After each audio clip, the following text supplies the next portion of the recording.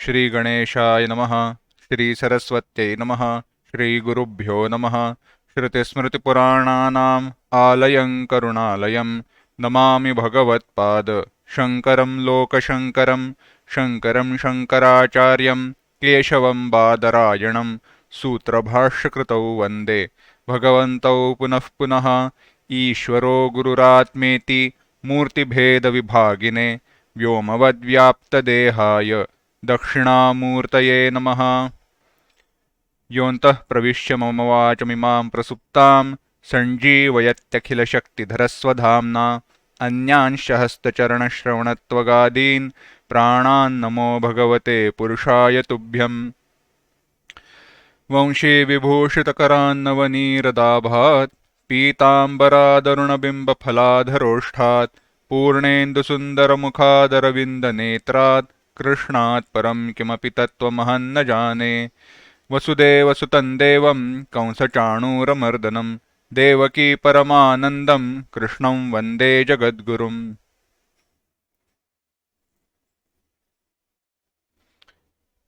भगवद गीता के 12वें अध्याय का हम चिंतन कर रहे हैं। देख रहे थे कि भक्त या वह जो जीवन मुक्त है वह कैसे होता है। तो कहा था भगवान ने वह कैसे है, उसके लक्षण क्या है। तो अद्वेष्टा सर्वभूतानाम इत्यादि का लक्षण कहे और कोई लक्षण कहे जाने वाले हैं, परंतु उसका चिंतन करने के पूर्व 7वें श्लोक से लेके 13वें श्लोक तक एक साथ पढ़ेंगे। तेषामहं समुद्धर्ता मृत्यु संसार सागरात् भवामि न चिरात् पार्थ मय्यावेशितचेतसाम् मय्येव मन आधत्स्व मयि बुद्धिं निवेशय निवसिष्यसि मय्येव अत ऊर्ध्वन्न संशयः। अथ चित्तं समाधातुं न शक्नोषि मयि स्थिरम् अभ्यासयोगेन ततो मामिच्छाप्तुं धनञ्जय। अभ्यासेऽप्यसमर्थोऽसि मत्कर्म परमो भव मदर्थमपि कर्माणि कुर्वन् सिद्धिमवाप्स्यसि। अथैतदप्यशक्तोऽसि कर्तुं मद्योगमाश्रितः सर्वकर्मफलत्यागं ततः कुरु यतात्मवान्। श्रेयो हि ज्ञानमभ्यासात् ज्ञानाध्यानं विशिष्यते ध्यानात् कर्मफलत्यागस्त्यागाच्छान्तिरनन्तरम्। अद्वेष्टा सर्वभूतानां मैत्रः करुण एव च निर्ममो निरहंकारः समदुःखसुखक्षमी। भगवान ने कहा कि जिन्होंने अपनी समस्त इच्छाओं का त्याग कर दिया है, ऐसे जो अक्षरोपासक है, ज्ञाननिष्ठ सन्यासी है, जिनके साक्षात मोक्ष का कारण रूप जो भी साधन है वह अद्वेष्टा सर्वभूतानाम इत्यादि जो धर्म समूह है उसका वर्णन अब कर रहा हूं। और भगवान बताते हैं धर्म यानी गुण समूह, लक्षण समूह क्या है। यहाँ पे धर्म इस शब्द का अर्थ उस व्यक्ति के धर्म या वस्तु के धर्म इस दृष्टि से आया है। गुण धर्म जैसे हम कहते हैं ना, उसके गुण क्या है, स्वभाव विशेष क्या है, इस दृष्टि से वह वर्णन करते वक्त भगवान ने कहा वह कैसा है। कहा अद्वेष्टा सर्वभूतानाम, सारे भूतों के प्रति अद्वेष्टा, द्वेष रहित है। इसी का एक दृष्टि से विस्तार अगले श्लोक में आने वाला है। वह द्वेष नहीं करता, मैत्रः मित्र भाव से रहता है, करुणः करुणामय है, उसके मन में करुणा है, निर्ममः ममता रहित है, निरहंकारः अहंकार रहित है, समदुःख सुखक्षमी सुख दुख में दोनों में समान रहता है और क्षमाशील है। क्षमा का हम विचार कर रहे थे, अंत में थोड़ा विचार किया था। क्षमा किसे शोभा देती है। क्षमा शक्तौ, जिसके पास शक्ति है, जिसके पास दृढ़ बल है, उसी को क्षमा शोभा देती है। परंतु यह जो बल है, यह बल कोई भी प्रकार का हो सकता है। एक थोड़ा अलग से विचार बताते हैं। देखिए, बल एक तो शारीरिक हो सकता है या विद्या का बल हो सकता है। शारीरिक बल और विद्या का बल। अब इसमें किस व्यक्ति को कौन सी क्षमा का अवलंब करना चाहिए, वह उस व्यक्ति के पास कौन सा बल है, उसके अनुसार उसे ध्यान देना पड़ेगा। मैं ये क्यों कह रहा हूं? क्योंकि क्षमा इस शब्द का गलत अर्थ या गलत उसको विपरीत प्रकार से, मैं गलत तो नहीं कहूंगा परंतु विपरीत प्रकार से हम समझने लगे हैं या समझाया गया है या समझा गया है। एक विचार कीजिए, जो अधर्म के मार्ग पर चल रहा हो और धर्म की मार्ग पर प्रवृत्त होना नहीं चाह रहा हो, उस व्यक्ति को क्षमा की नहीं जा सकती। विचार कीजिए, उस व्यक्ति को दंड तो होना ही है, परंतु जब वह दंड हो रहा है तो मन में जो भाव है वह भाव सुनिश्चित करेगा वह दंड क्षमा बुद्धि से हो रहा है या किस बुद्धि से हो रहा है। एक कोई व्यक्ति ने अधर्माचरण किया, समझो,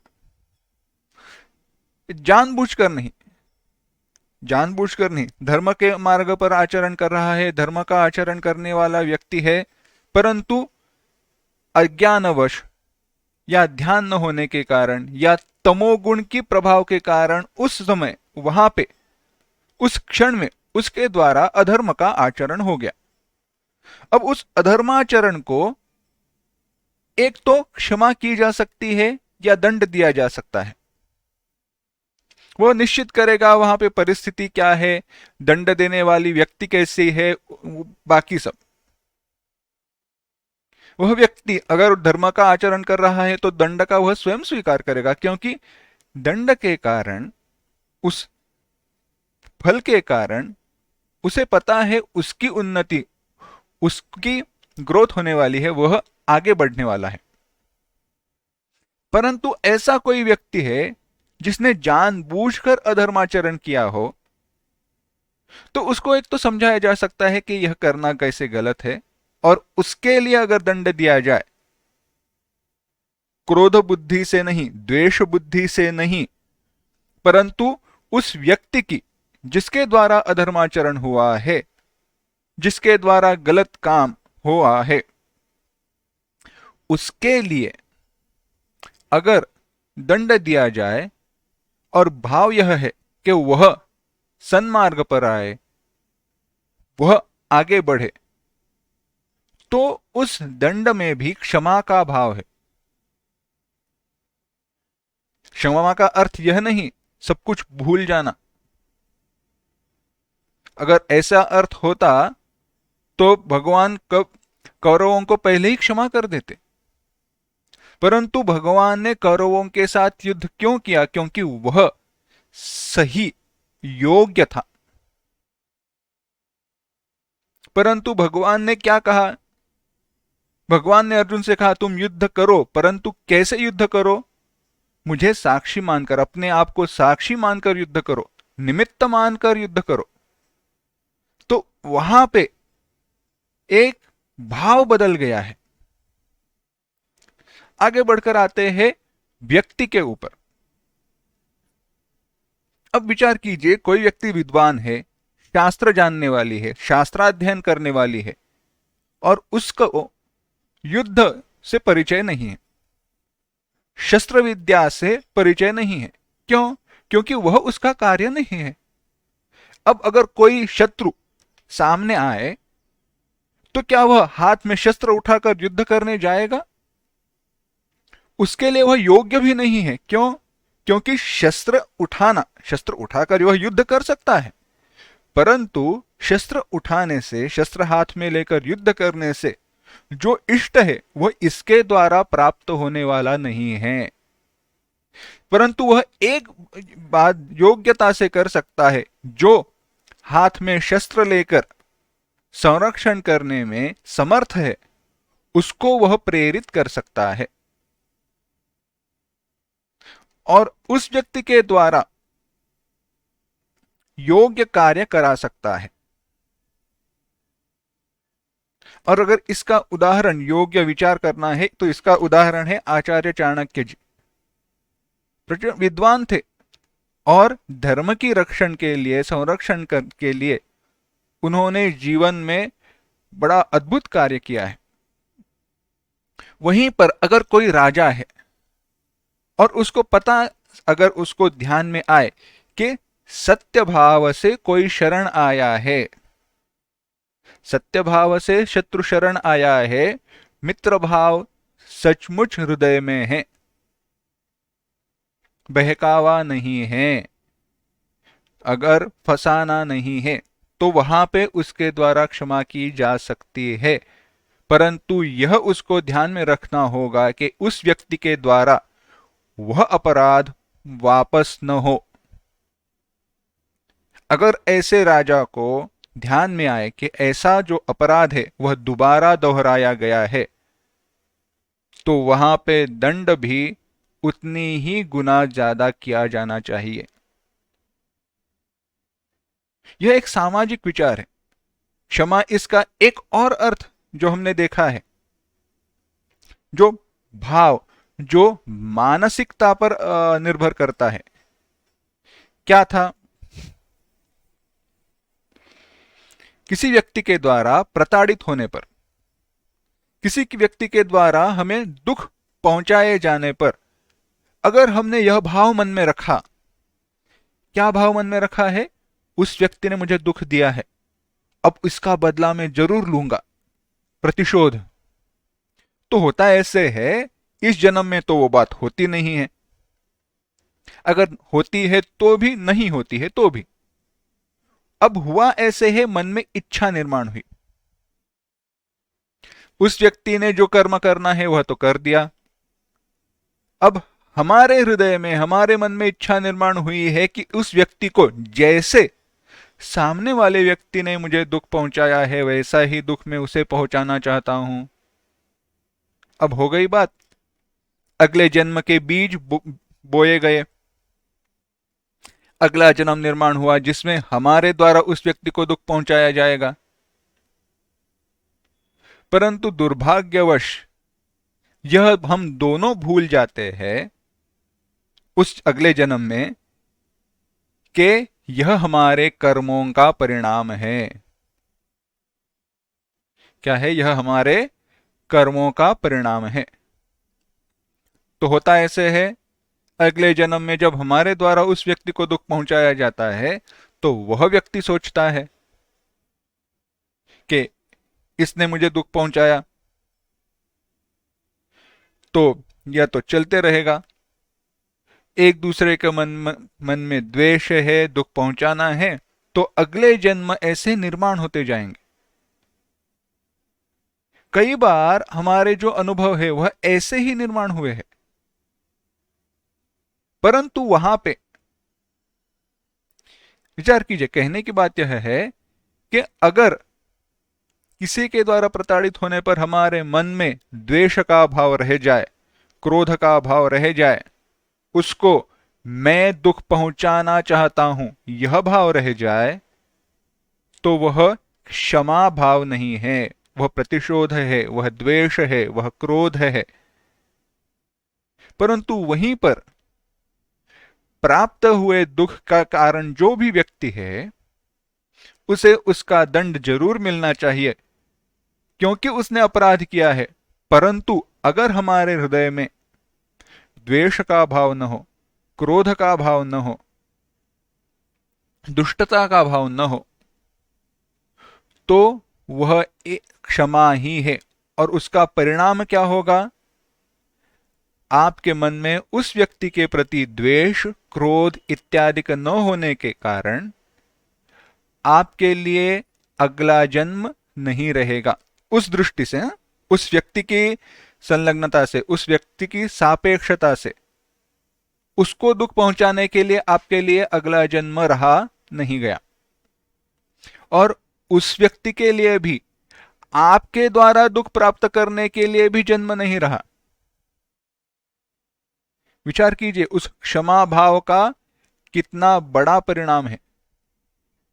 परंतु यहां पे मैं फिर से दोहरा रहा हूं, यह बात नहीं है कि अपराध को दंड नहीं मिलना चाहिए। अपराधी व्यक्ति को दंड न देना या देना, यह सुनिश्चित केवल और केवल भगवान ही कर सकते हैं, या ईश्वर के साक्षात जो अवतार है वही बता सकते हैं। हम सामान्य व्यक्तियों के लिए आदर्श क्या है, श्रेष्ठ क्या है, तो धर्म में बताए गए सत्य, योग्य, अयोग्य का चिंतन। अस्तु, आगे विचार कर रहे हैं भगवान, बता रहे हैं 14वां श्लोक। संतुष्टः सततं योगी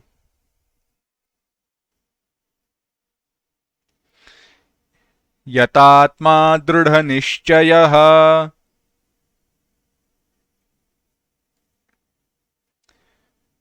मय्यर्पितमनो बुद्धिः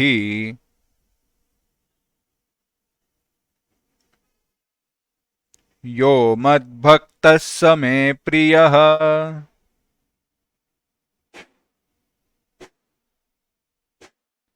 एक साथ। संतुष्टः सततं योगी यतात्मा दृढ़निश्चयः मय्यर्पितमनो बुद्धिः यो मद्भक्तः स मे प्रियः। भगवान कह रहे हैं संतुष्टः, कह रहे सततम संतुष्टः, सततम नित्य संतुष्टः, संतुष्ट है, तुष्टि से युक्त है। आगे कहा योगी, कैसा है? योगी है। यतात्मा, यत आत्मा, आत्मा इंद्रिय, अपने इंद्रियों को, अपने शरीर को, तो कर्मेंद्रिया और ज्ञानेंद्रिया, इनको यत नियत अपने वश में किया है, नियंत्रित किया है, अपने control, under his own control, अपने वश में किया है। अब उसके इच्छा के बाहर वह नहीं है। यतात्मा, इतना ही नहीं, दृढ़ निश्चय, जिसका निश्चय दृढ़ है। बड़ा सुंदर शब्द है, दृढ़ निश्चय। हम कहते हैं दृढ़ निश्चय, हम, मेरा यह निश्चय है, यह मेरा दृढ़ निश्चय है, परंतु उसकी गहराई कई ज्यादा है।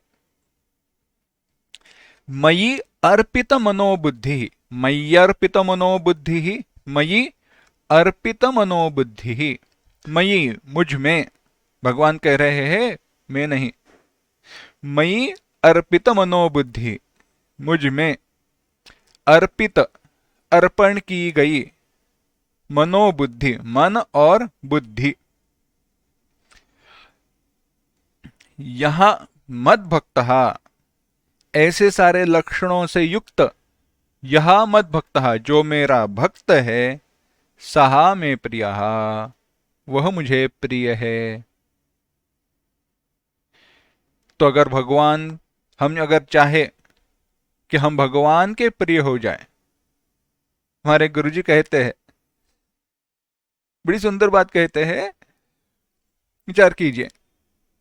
अगर मैं आपसे प्रश्न करूं, क्या आप हमारे प्रधानमंत्री श्री नरेंद्र मोदी जी को जानते हैं, पहचानते हैं? तो उत्तर है हाँ, हम जानते हैं, है ना? हम हमारे प्रधानमंत्री जी को जानते हैं। परंतु मेरा अगला प्रश्न यह है, क्या वे आपको जानते हैं? बड़ा भेद है, बड़ी भिन्नता है, बड़ा भेद है। दृष्टांत से की दृष्टि से विचार कीजिए। क्या हम भगवान कृष्ण को जानते हैं? अब यह प्रश्न भी अगर कहे, अगर हम भगवान को जान जाए तो कुछ रहा क्या? परंतु भगवान, हाँ ठीक है, कह सकते हैं हम भगवान कृष्ण को जानते हैं, हम भगवान को जानते हैं, ईश्वर को जानते हैं, परंतु क्या वे हमें जानते हैं? अब यहां पे गड़बड़ी है।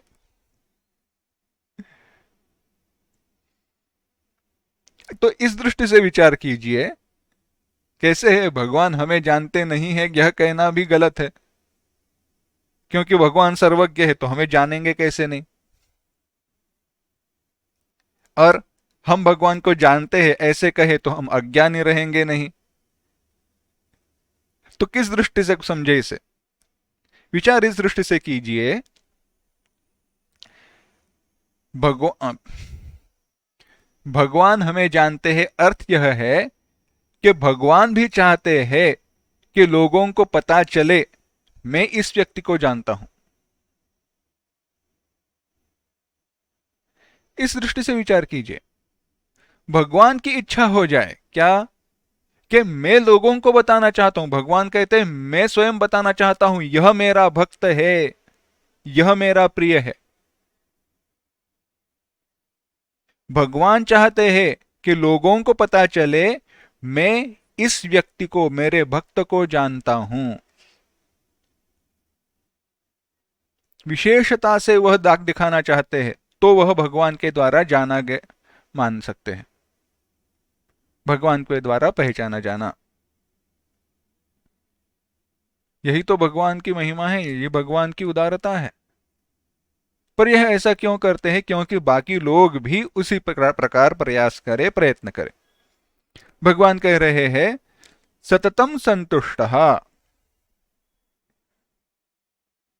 सततम संतुष्टः, नित्य संतुष्ट होता है।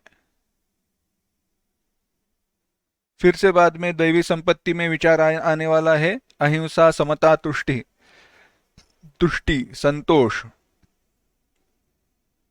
शौच संतोष, स्वाध्याय आता है ना। अष्टांग योग में भी, यम नियमों में भी संतोष का ग्रहण किया है। संतुष्टि यह क्या है? एकदम सामान्य दृष्टि से, अत्यंत सामान्य दृष्टि से विचार करना है तो भगवान भाष्यकार श्री आदि शंकराचार्य जी ने बड़ी सुंदर बात कही।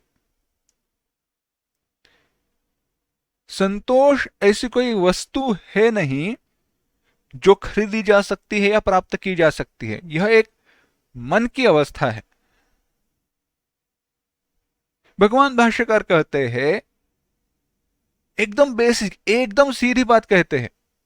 वह कहते हैं देह स्थिति के, इस शरीर की स्थिति के लिए कारण रूप पदार्थों की, ठीक से सुनना, इस शरीर की स्थिति के लिए कारण रूप पदार्थों की लाभ और हानि में, लाभ और हानि में जिसके जो कुछ हुआ है वह ठीक ही है, ऐसा भाव है।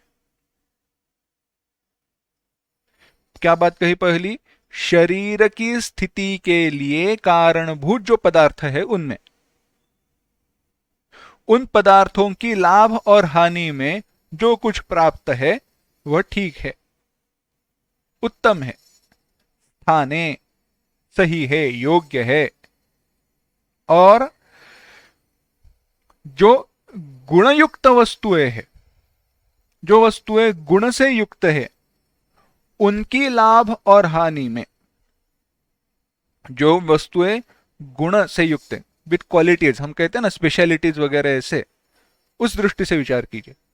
जो वस्तुएं गुण से युक्त है उनके लाभ और हानि में भी जो समदर्शी है, उनके हानि में जो समचित्त रहता है वह संतुष्ट है। अब विचार कीजिए, क्या कहा? शरीर की स्थिति के लिए। अब शरीर की स्थिति के लिए क्या आवश्यक है? 5 कमरों वाला घर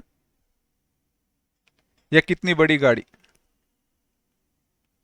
या कौन सा खाना, कौन से तेल में तला हुआ, तेल में बना हुआ, 24 घंटा जो क्या रहे, फ्रेश रहे, आजकल एडवर्टाइज भी ऐसे करते हैं कि पता ही नहीं चलता। अब क्या बताए इनको, जहां पे हमारे भगवत गीता में आ, उच्चिष्टम अमेध्यम वगैरह आएगा आसुरी संपत्ति में, 3-4 घंटे के बाद जो खाना है वह तमोगुण से युक्त हो जाता है, कहा गया। लगभग 3 घंटे का ही समय दिया गया है, ज्यादा नहीं। तो वहां पे 24 घंटे, और वो भी तेल से, रहने दो। उनकी मात्राएं, उनके परिमाण अलग है, उस परिमाण से वह सिद्ध भी हो सकता है, वह बात भिन्न है। कह क्या रहे हैं, शरीर की स्थिति के लिए आवश्यक क्या है? तो शरीर की स्थिति के लिए आवश्यक, जैसे हम स्कूल में पढ़ते हैं, अन्न, वस्त्र और निवारा, रोटी, कपड़ा, मकान। तो अब रोटी मिले या ना मिले, आटे की मिले या मैदे की मिले, या गेहूं की मिले या चावल की मिले या मक्के की मिले, जो भी मिले, जैसी भी मिले, परंतु हेतु क्या है? शरीर की स्थिति। एकदम बेसिक रिक्वायरमेंट्स, एकदम जमीन पर लाकर रखा है आचार्य जी ने। अब वह ऐसा क्यों कहते हैं? वह स्वयं सन्यासी थे और यहां पे उन्होंने इस व्यक्ति को सन्यासी ही कहा है, तो वह भी और क्या कह सकते हैं? इतनी मात्रा में तीव्र वैराग्य अगर हमारे पास नहीं है, परंतु उपदेश का हेतु, उपदेश में जो निर्देश किया गया है उसका विचार कीजिए। कई बार, और यह स्वाभाविक है, मैं दोष नहीं दे रहा हूं, केवल मैं निरीक्षण, एक आलोचना कर रहा हूं, किस दृष्टि से कि यहां पे हो सके तो हमें बदलाव लाना चाहिए। बहुत कठिन है, आसान नहीं है, परंतु ये छोटी छोटी बातें हैं जो हमारे आध्यात्मिक मार्ग पर हमें मदद करती है। कई बार हम विचार करते हैं, क्या आटा लाना है, अब गेहूं का आटा, आटा किसका है? गेहूं का है, पर कौन से गेहूं का लाए, कहां से लाए, कहां पे कीमत ज्यादा है, कहां पे कीमत कम है, किस कंपनी का अच्छा है, किस कंपनी का बुरा है। हाँ, जो हमारा आरोग्य है, हेल्थ है, उस दृष्टि से जरूर विचार करना चाहिए। आर्थिक दृष्टि से जहां पे उसकी मूल कीमत 60 रुपए है परंतु 120 को बेचा जा रहा है, वहां पे विचार जरूर करना चाहिए। परंतु उसमें अटके रहना गलत बात है। हम उसी में फंसे रहते हैं। छोटी छोटी चीजें, जरूरत से ज्यादा हम इकट्ठा करते हैं, और जरूरत से ज्यादा जो भी हम इकट्ठा करते हैं, शास्त्र में एक जगह पर कहा गया है, वह सब स्तेय है। अब सब बात बहुत कठिन है। स्तेय यानी चोर, जरूरत से ज्यादा इकट्ठा करना चोरी है। अब तो हुई गड़बड़ी। परंतु सुख की बात यह है, वह उन्हीं के लिए है जो आध्यात्मिक मार्ग पर भगवत प्राप्ति के लिए तीव्र वैराग्य लेकर आगे बढ़े, गृहस्थ के लिए नहीं। तो हम छूट गए। हाँ, वानप्रस्थी और सन्यासी ऐसे जो है उनके लिए तो परिग्रह का ही त्याग बताया है ना। अपरिग्रह क्या कहा? कहीं तो मर्यादा, कहीं तो मात्रा होनी चाहिए, कितना संग्रह हम करें। जब अगर संग्रह की इच्छा हो तो संतुष्ट कैसे रहे? क्योंकि कुछ ना कुछ कम है ऐसा ही भाव रहेगा। यही है संतुष्ट, being satisfied with basic requirements.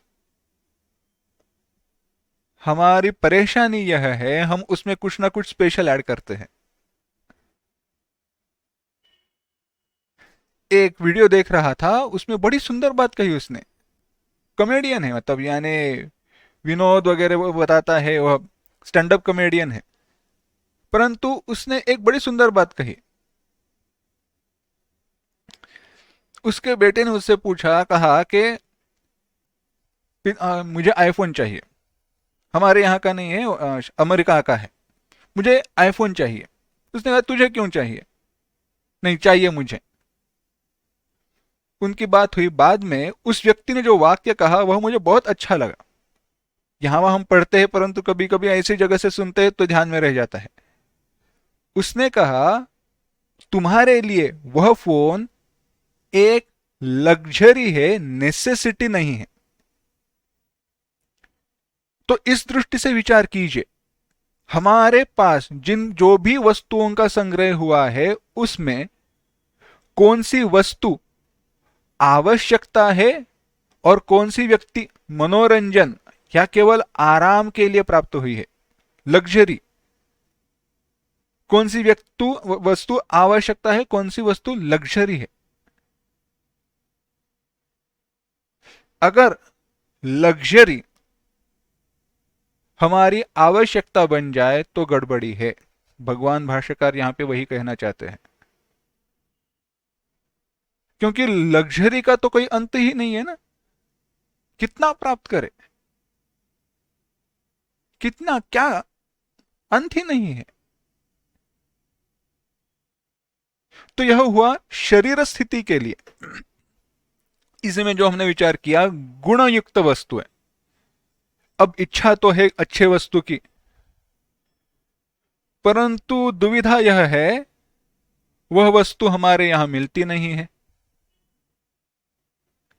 कई बार होता है, पुराने जमाने में तो यह पता भी नहीं चलता था, वह बात अलग है, भिन्न है। मार्ग, प्राप्ति के साधन, संपर्क के साधन सब उपलब्ध नहीं थे। यह सारे विषय को बाजू में रखते हैं। अब आजकल होता ऐसे है, नया मोबाइल आ रहा है, अच्छा सैमसंग ने नया मोबाइल रिलीज किया, कितने का है? देखा जाए तो डॉलर्स में कोई कीमत रहती है। ऐसे कैसे? भारत में, इंडिया में रिलीज नहीं हुआ है। अब क्या करें? यानी गुणयुक्त वस्तु है, वस्तु कैसी है? गुण से युक्त है, परंतु हानि मिली नहीं, प्राप्त नहीं हुई, तो दुख हुआ। जो वस्तु प्राप्त है उसमें हम संतुष्ट नहीं हैं। और एक एक गोल्डन रूल, एक आपको सुंदर बात बताते जाता हूं। और यह जो नियम है ना, वह बहुत फायदेमंद है, बहुत लाभदायक है। कैसे है? जो वस्तु हमारे पास, उल्टा चलते हैं, पहले हमारी जो भी, देखो, ये तो मैं नहीं कहूंगा कि केवल जो बेसिक नेसेसिटीज है उसके साथ ही जीना चाहिए, असंभव है। आज की दुनिया में व्यवहार में अगर वैसे रहना है तो वन में जाकर, शहर से बाहर जाकर रहना पड़ेगा, जहां पे हमारा स्टेडी सोर्स ऑफ इनकम है, या जो भी इनकम है उसमें हम सुख से रह सकते हैं। ऐसे जो हम शहर में पले बड़े हैं उनके लिए, उनकी मन बुद्धि के लिए, रहने के लिए बड़ा कठिन है। विषय वह भिन्न है, चलो वो बाजू में छोड़ते हैं। परंतु पहले कोई भी वस्तु हो, चाहे वो मोबाइल हो, चाहे वो कंप्यूटर हो, घर हो, टीवी हो, गाड़ी हो, जो भी हो, जो भी वस्तु की आप इच्छा करते हो, जो खरीदनी आवश्यक है, तो उसमें ओवन से लेकर सब आ गया। पहले यह डिसाइड करो, पहले यह सुनिश्चित करो कि हमें उस वस्तु के साथ या उस वस्तु से जुड़े हमारी क्या क्या आवश्यकताएं हैं, क्या क्या हमें आवश्यक है। और उन आवश्यकताओं के साथ उन आवश्यकताओं की परिपूर्ति करने वाला, और थोड़ा आगे बढ़कर विचार करते हुए उन वस्तुओं की आवश्यकता के साथ अगर कोई नई आवश्यकताएं निर्माण हो जो कभी कभी प्राप्त हो सकती है, ओकेजनल, उनकी भी परिपूर्ति करने वाली जो वस्तु है उसी के प्राप्ति का विचार कीजिए। उदाहरण बताते हैं तो बात ध्यान में आएगी। 10 12 15 साल पुराना उदाहरण है, आज भी लागू है, परंतु आज संदर्भ मेरे पास उपलब्ध नहीं है, कैसे बताएं। परंतु वहां ये उस समय यह मेरा निरीक्षण हुआ था, इसलिए बता रहे हैं। जब पहले पहले स्मार्टफोन अभी नए थे, तब 90% लोगों के पास वह कीपैड वाले फोन थे, 9 आंक रहते थे, पता है। अब नए लोग बच्चों को बताए तो भी विश्वास नहीं होगा कि फोन पे भी कभी डायल पैड रहा करता था, 1 से 9 आंकड़े रहा करते थे, जो बटन रहा करते थे जिनको दबाना पड़ेगा। बात भिन्न है। तभी स्मार्टफोन नए आए थे, सैमसंग नए नए फोन ला रहा था। अगर आपको याद होगा तो उनके एडवर्टाइज कैसे हुआ करती थी स्मार्टफोन की, कि उसमें वह चित्र बनाता है, ये करता है, वह करता है, चित्र बनाकर कुछ तो पावर पॉइंट में डालता है या कहीं पे डालता है, प्रेजेंट करता है, वगैरह वगैरह वगैरह। उस प्रकार से एडवर्टाइज करके उन्होंने उसको मार्केट में लाया था, बेचा था। गुण दोष सारे भिन्न हैं। आजकल तो हमारे पास सैमसंग के फोन्स रहते हैं, उनकी कृपा है। हाँ, मानने पड़ेगा, क्योंकि कम दाम में इतने अच्छे फोन उन्होंने लाए, हमारा फायदा हुआ, वह सारी बात भिन्न है। मेरा अगला प्रश्न महत्वपूर्ण है। हमारा यह जो स्मार्टफोन है, कोई भी हो, कोई भी ब्रांड हो, सैमसंग, शाओमी, नोकिया, आईफोन, कोई भी हो, उसमें दिए गए कितनी सारी चीजों का हम उपयोग करते हैं या उनको अनुभव करते हैं? विचार कीजिए। तभी एडवर्टाइज उन्होंने की थी। हाँ, क्यों की थी? क्योंकि वह एक यूनिक फीचर था, कोई दूसरा दे नहीं रहा था, तो बताना तो चाहिए। परंतु उसे देखकर मैं खरीदने जाऊं और उसका उपयोग ही न करूं, तो मेरी बात, मेरा कहना यहां पे है, कई सारी वस्तुओं का हमारे विचार करने न करने के कारण या अज्ञानवश ऐसे वस्तुओं का संग्रह होता है कि जिनका ऑप्टिमल यूसेज, परिपूर्ण उपयोग हम करते ही नहीं है। तो उन वस्तुओं के संग्रह का हेतु क्या, और उनकी लाभ और हानि में दुख क्यों और सुख क्यों? भाष्यकार ने जो कहा, गुणयुक्त वस्तुओं के लाभ में और उनकी हानि में सदा संतुष्ट रहना। इतना विचार है। अगर यह इस विचार के साथ अगर हम जीवन में जीना सीखे, तो हमारे सुख दुख के कई सारे कारण नष्ट हो जाएंगे। देखिए, ऐसी कोई वस्तु जो हम जिसका उपयोग ही नहीं करते, जो हमारी आवश्यकता ही नहीं है, उसके लाभ और हानि में हम दुख क्यों करें, और आवश्यक होने पर भी उसके लाभ और हानि में दुख क्यों करें? स्वयं चिंतन कीजिए। और ज्यादा मैं नहीं कहूंगा, क्योंकि नहीं तो यहीं पे फंसे रहेंगे, आगे बढ़ेंगे नहीं। परंतु यह स्वयं विचार करने की प्रक्रिया है, क्योंकि यह तो आत्मनिरीक्षण है, आत्म परीक्षण है। क्योंकि हर एक व्यक्ति के लिए मैं, हाँ, बराबर है, रोटी, कपड़ा, मकान, और अब एजुकेशन भी कहते हैं, वह सब कुछ हुआ, माना, परंतु किस प्रकार से प्राप्त हो, वहां पे आजू बाजू में परिस्थिति क्या है, वह कहां पे रहता है, सारी बातें आती हैं। तो सबके लिए एक नियम नहीं हो सकता, परंतु सिद्धांत एक हो सकता है। सिद्धांत क्या है? संतुष्ट रहना। केवल एक प्रश्न उठाकर आगे बढ़ता हूं, उसका उत्तर देते हुए। इसी संदर्भ में महाराष्ट्र के संत जगतगुरु श्री तुकाराम जी महाराज कहते हैं, ठेविले अनंते तैसेची रहावे चित्ती असो द्यावे समाधान।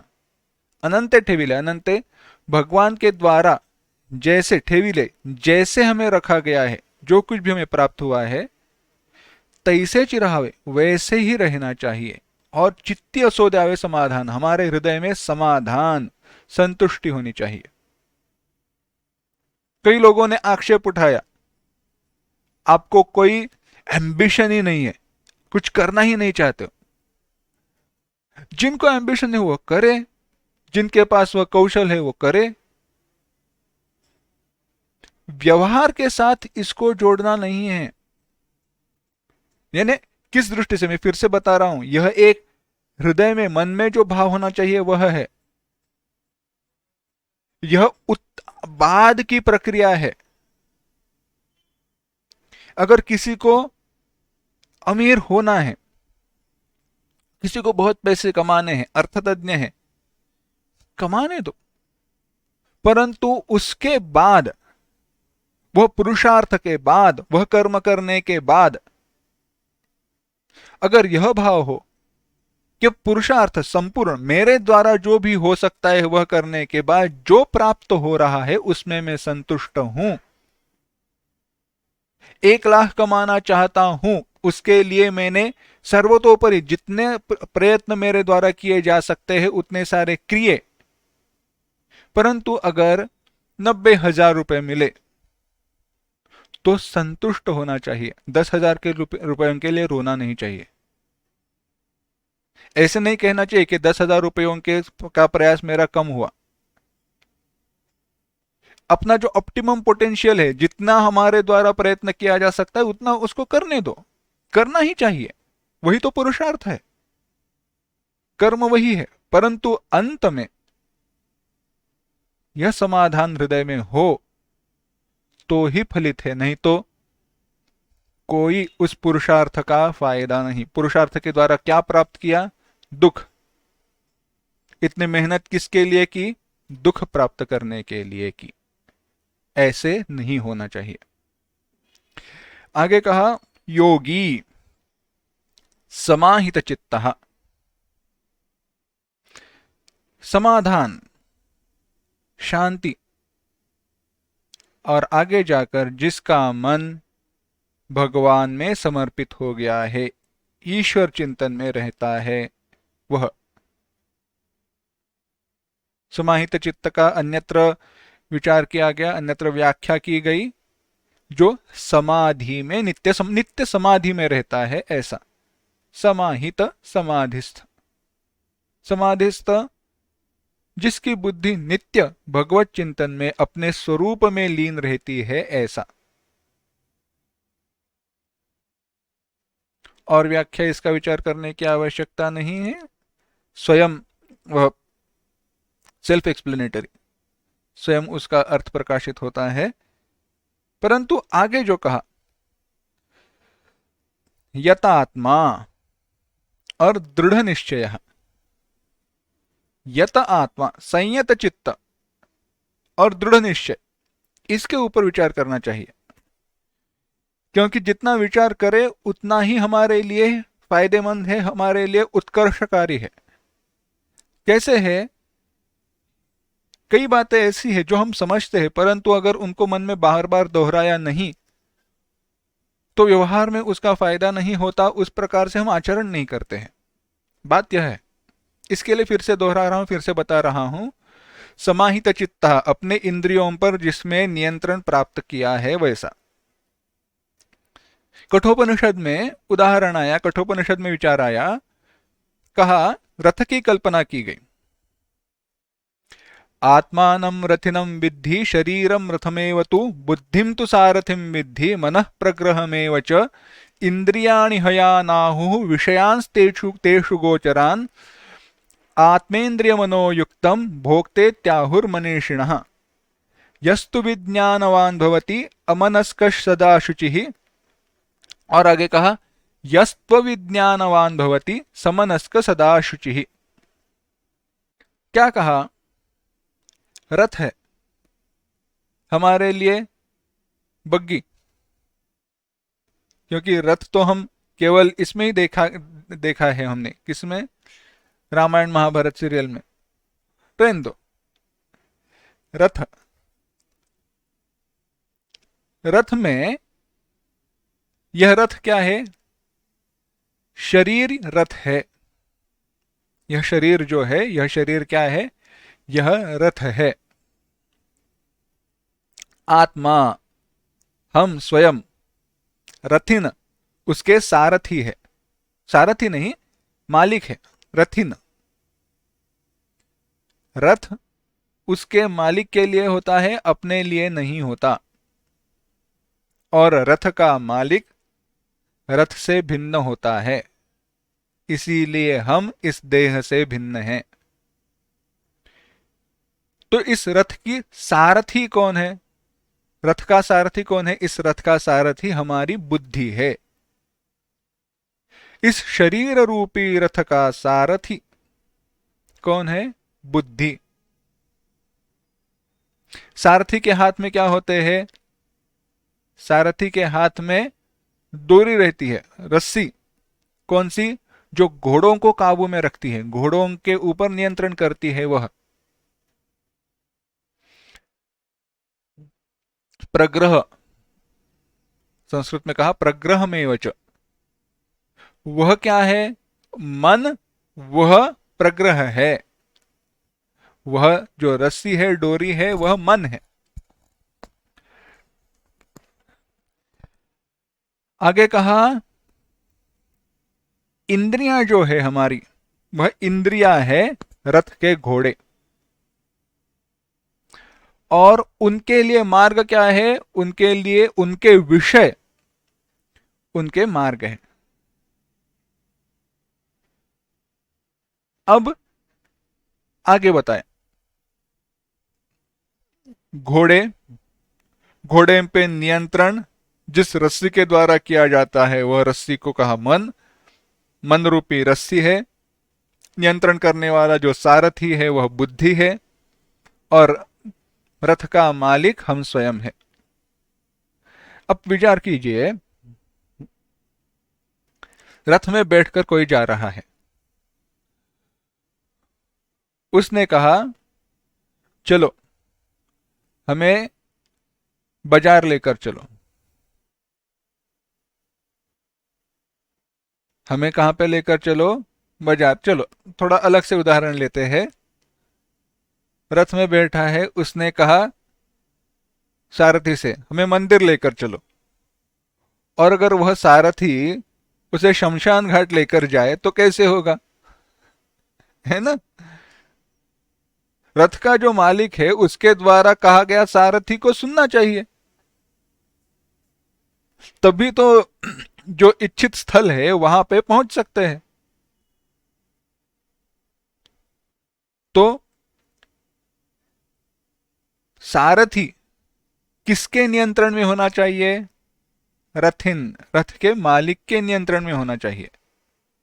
इसी प्रकार से बुद्धि अपने वश में होनी चाहिए। हमारे द्वारा, इच्छित बुद्धि के द्वारा सुना जाना चाहिए। हमारी जो इच्छा है वहीं बुद्धि में इच्छा होनी चाहिए।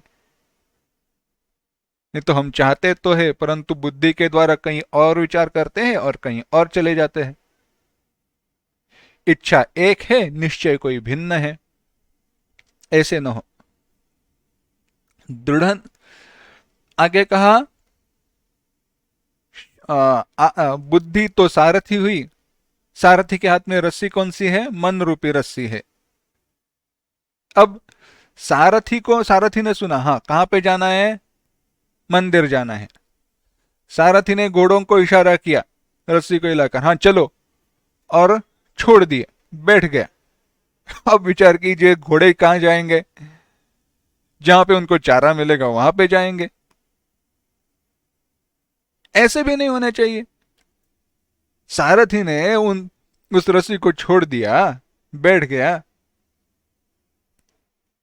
तो अगली बात यह है, वह सारथी और रथ का मालिक दोनों को चार चार कंधे लेकर लेकर जाना पड़ेगा।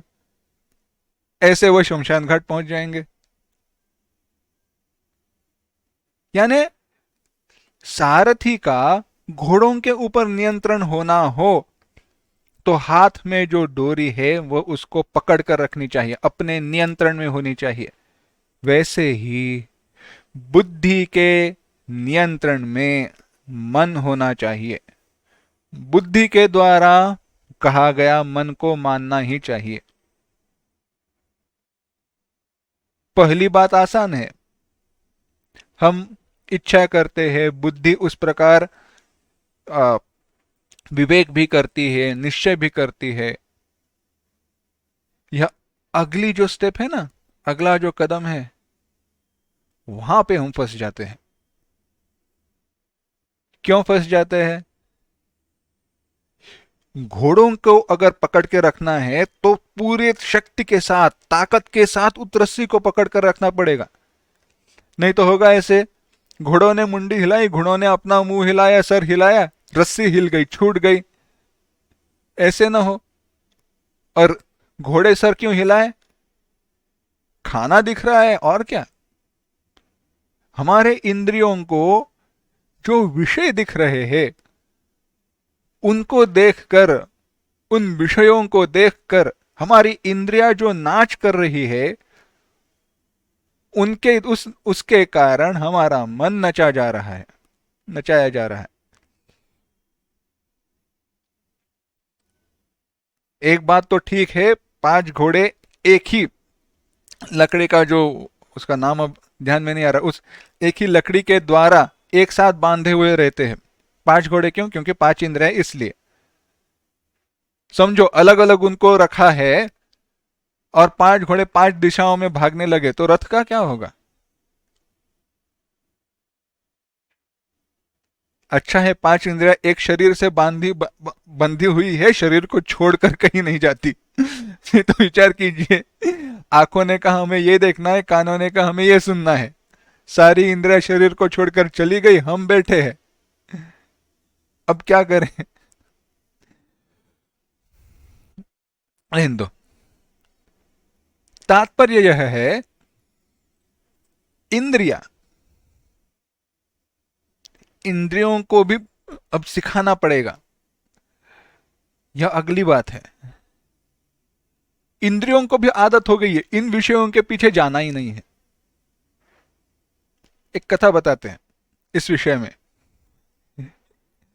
कहते हैं अकबर और बीरबल की है, हमें क्या जाता है, कोई भी कथा हो उनके नाम पे बोल दो, देखने वाला कौन है, विचार करने वाला कौन है। क्योंकि प्रवचन में सुनी हुई कथा प्रवचन में ही रहती है, क्योंकि कथा महत्व, कथा का महत्व नहीं, कथा के द्वारा कहे गए सिद्धांत को महत्व है।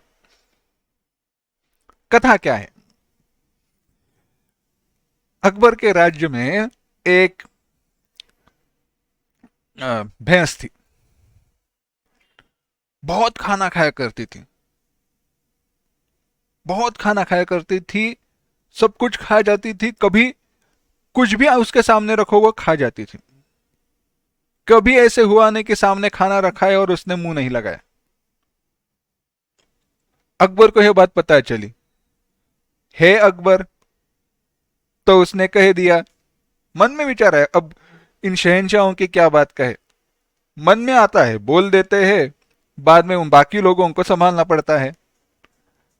और ऐसे अकबर आज की दुनिया में भी कम नहीं है, हर देश में कोई ना कोई ऐसे अकबर होता ही है। रहने दो। उसने कह दिया क्या, इस भैंस को पेट भर खाना जो खिलाएगा उसको मैं 2000 सुवर्ण मुद्राएं दे दूंगा। अब हो गया, 100 सुवर्ण मुद्राओं का खाना खिलाओ, 2000 सुवर्ण मुद्रा पाओ। बड़ी अच्छी ऑफर है। अगर इकोनॉमिक्स में हो, गणित मानते हो तो देखिए कितना इंटरेस्ट रेट है, इन्वेस्टमेंट रेट जो भी है, देख लो। लोगों ने प्रयास किया। टेस्ट करना है तो आसान सी बात है, दिन सुबह लेके जाओ, शाम को वापस लाओ। अगर उसने खाना खाया तो पैसे नहीं मिलेंगे, खाना नहीं खाया तो पैसे मिल जाएंगे। हो गया। भैंस एक कोई व्यक्ति लेकर गया, वापस आने के बाद सामने घास रखा गया, मुंह लगाया, हार गया। होते गया होते गया होते गया, 1 महीना हो गया।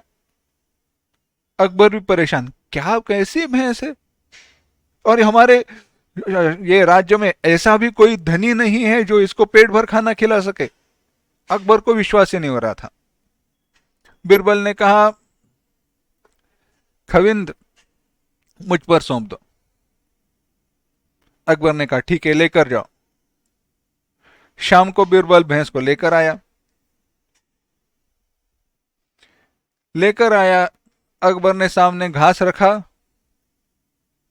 मुंह पास लेने की छोड़ो, भैंस ने तो मुंह ही घुमा लिया, दूसरी तरफ देखने लगी।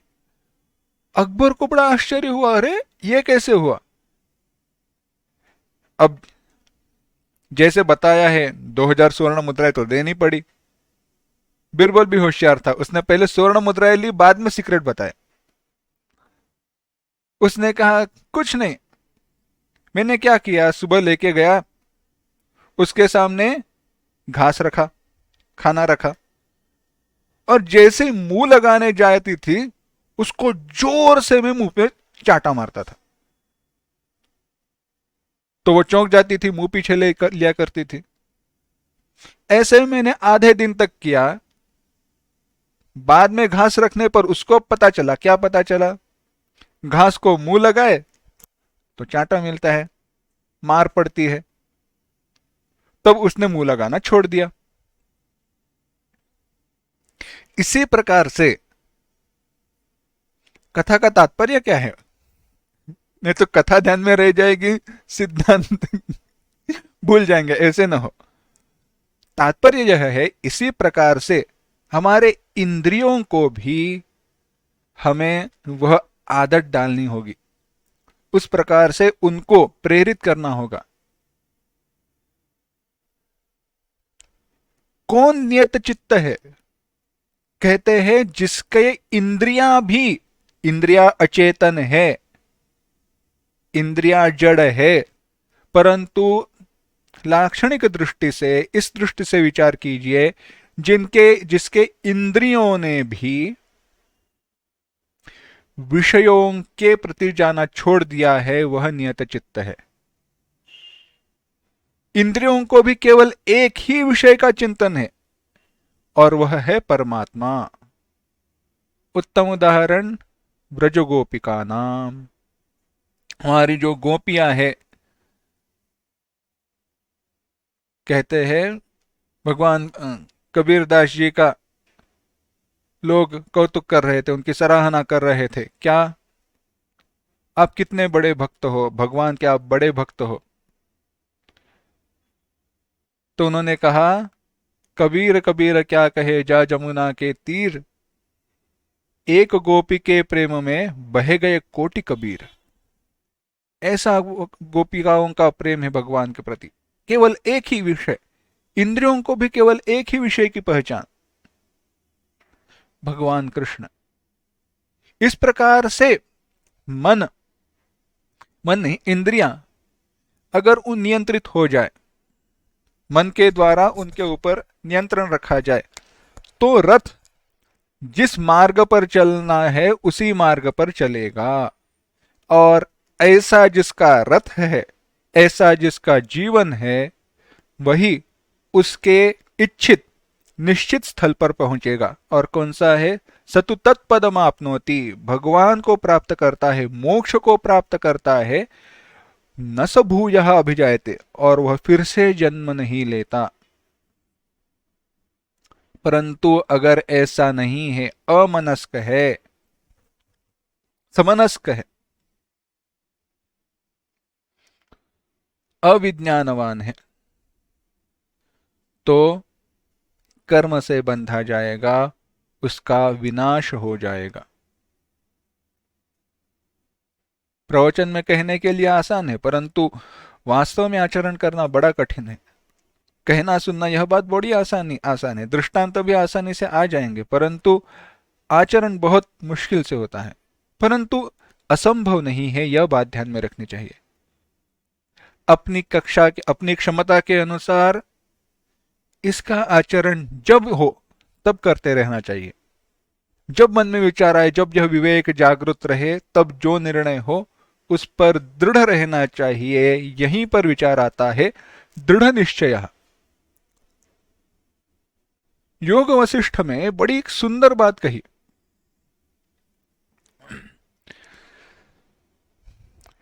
न काश्चन क्रिया राजन मुनिशापादिका अपि भावितं तीव्र वेगेन शक्ताश्चालयितुम मनः।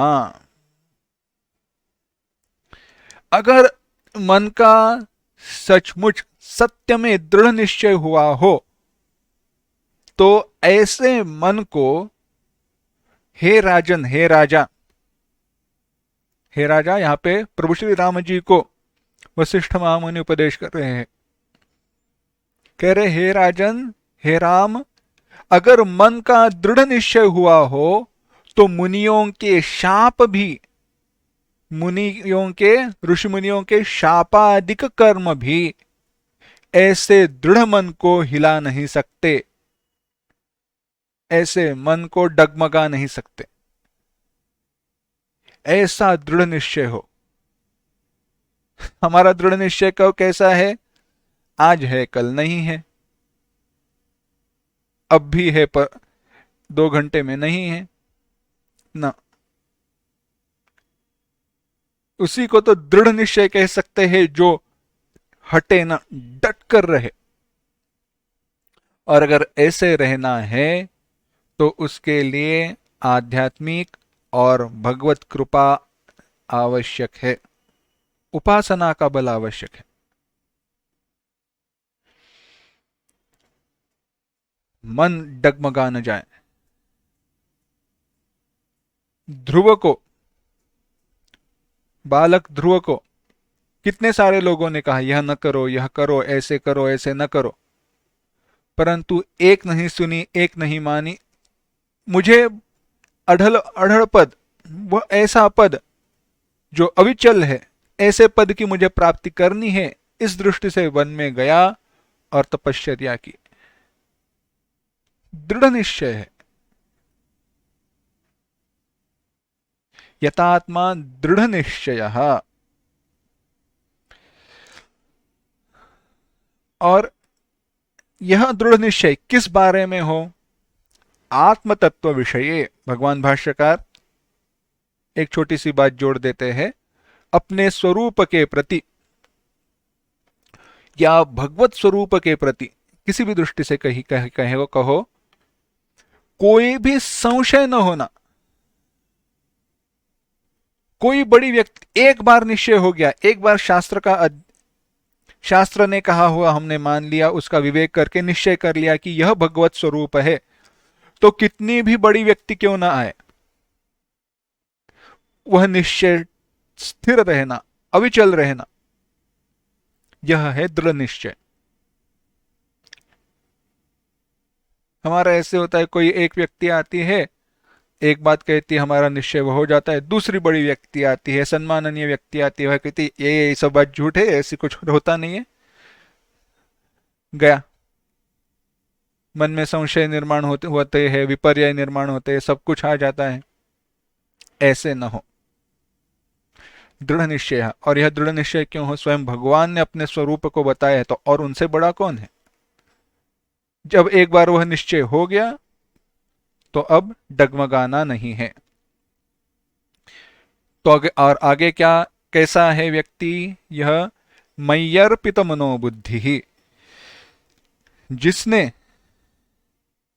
मयि अर्पिते स्थापिते यस्य सन्यासिनः अध्यवसाय लक्षणा बुद्धि सहा मय्यर्पित मनोबुद्धि। क्या करें? भगवान भाष्यकार संन्यास इस शब्द को छोड़ते ही नहीं है। अगर आप भगवान गीता भाष्य का विचार करो, आचार्य जी के द्वारा जो लिखा गया है, बताया गया है, वो वैराग्य की अपेक्षा करते ही है, वैराग्य को छोड़कर कहीं जाते ही नहीं है। क्या करे? वह तो आवश्यक है ना, वह तो सबसे। और होता ऐसे है, हमारे मन में, हमारे हृदय में वैराग्य न होने के कारण हमको थोड़ा एडजस्ट करके वो बताना पड़ता है। बात वैसे नहीं है, देखो वह थोड़ा विचार भिन्न है, परंतु यह ध्यान में रखना, जो भगवान भाष्यकार यहाँ पे सन्यासी ऐसे कहते हैं, तो वह जरूरत, वह आवश्यकता है। ऐसी हमारी मन की अवस्था हो तब भी जाकर यह सारी बताई गई चीजें, सारे बताया गया उपदेश सत्य हो सकता है। कैसे है? रहता है ना, नियम रहते हैं, आपको यह मिलेगा, वह मिलेगा, वह मिलेगा, सब ऐसे होगा वैसे होगा। अंत में लिखा हुआ रहता है प्रोवाइडेड। अगर ऐसा हो तो हम वह लास्ट जो सेंटेंस रहता है ना, आखिरी वाक्य, वह हम कभी देखते नहीं, पहला देखकर भूल जाते हैं। ऐसे है। एक बड़ी एक बड़ा सुंदर मजेदार वाक्य है। एक चाय वाले की दुकान थी। दुकान किसकी है? चाय वाले की। उसने बाहर लिखा हुआ था, फोकट में अगर चाय मांगते हो तो फोकट में चाय उन्हीं को मिलेगी जिनकी उम्र 70 के ऊपर है, और जो अपने साथ अपने दोनों माता पिताओं को, दोनों को, माता पिताओं को साथ में लेकर आते हैं। मुफ्त की चाय उन्हें ही दी जाएगी जो जिनकी उम्र 70 के ऊपर है। चलो थोड़ा हम कम करते हैं, 60 के ऊपर है, और जो अपने दोनों माता पिता, अपने माता पिता दोनों को साथ में लेकर आते हैं। अब क्या कमाल की बात है, जिसकी उम्र 60 के ऊपर है उसके दोनों माता पिता आए, वह तो 90 के तो होंगे ही। कौन वहां पे मुफ्त की चाय पीने के लिए आएगा? परंतु जो प्रोवाइडेड है वो ऐसी बात है। मुफ्त की चाय, हाँ अच्छा, मुफ्त की चाय प्रोवाइडेड, ऐसे है। अरे ये सब तो है प्रोवाइडेड। कब परिपूर्ति कब हो? या सन्यासीन, हाँ ऐस, तो यहाँ पे ऐसे हाँ, अगर हम शास्त्रोक्त विधिवत जिन्होंने सन्यास लिया है उनका विचार करें, उस दृष्टि से विचार करें, हमारे जो उत्तम सन्यासी है उनकी परंपरा का विचार करें, तो बात भिन्न है। वह तो आवश्यक है ही एक दृष्टि से, परंतु भगवान ने सन्यासी की व्याख्या क्या की थी? अभी हमने देखा है, केवल शास्त्र के द्वारा सन्यास लिया हुआ ही सन्यासी है, वही सन्यासी है, ऐसी कोई आवश्यकता नहीं है। जिसने मन के द्वारा कर्म बुद्धि का त्याग किया है वह भी सन्यासी है। 9वें अध्याय में हमने विचार किया था, और चिंतन यहाँ पे नहीं करेंगे। तो ऐसा जो है, परंतु कैसा है? मय्यर्पित मनोबुद्धि ही, मुझ में अर्पण किए हुए मन बुद्धि वाला हो। विचार हमने किया है, मच्चित्तः मद्गत प्राणः मन्मना भव मद्भक्तः मद्याजी माम नमस्कुरु अयम तु मच्चित्तः मत्परः। हमने चिंतन किया है, भवति कश्चित् रागी स्त्री चित्तः न तु स्त्रियमात्मत्वेन गृह्णाति किंतु राजानं महादेवं वा अयम तु मच्चित्तः मत्परः। मय्यर्पित मनः बुद्धि, मन और बुद्धि मुझे अर्पित की गई है। मत चित्तः मत्परः, मत चित्तः मन को मन से जोड़िए, बुद्धि को मत्परः से जोड़िए। किसी व्यक्ति को एकाध व्यक्ति या वस्तु अत्यंत प्रिय है, उसके बिना वह रहने का सोच भी नहीं सकता, परंतु अगर राजा का बुलावा आए, भगवान सामने आए, तो वह उस व्यक्ति को छोड़ देगा। उससे कोई श्रेष्ठ व्यक्ति वस्तु की प्राप्ति पर उस व्यक्ति को वह छोड़ दे सकता है। मत पर इसका अर्थ यहाँ पे थोड़ा भिन्न है, सेवक के दृष्टि से लीजिए। कोई एक सेवक है, राजा का सेवक है, अपने पत्नी पर अत्यंत प्रेम करता है, परंतु अगर राजा बुलाए तो राजा के पास चला जाता है। हाँ, राजा के पास जाने पर उसकी सेवा करते वक्त उसके मन में अपने पत्नी का ही विचार उसका रहेगा, यानी क्या है, मन लगा है पत्नी की तरफ पर सेवा भाव है राजा की तरफ। ऐसा यह व्यक्ति नहीं है।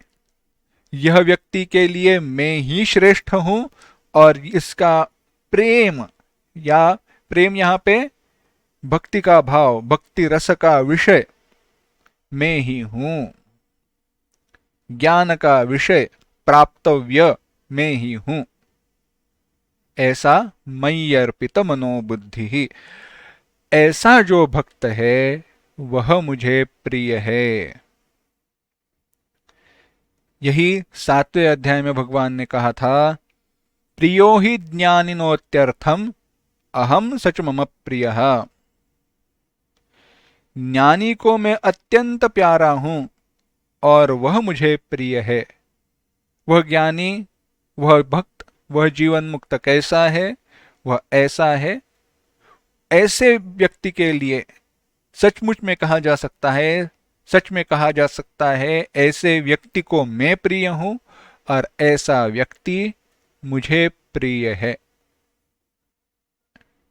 इसीलिए ज्ञानी त्वात्मैव मे मतम, वह तो मेरा आत्मा है, वह मेरा आत्मा है।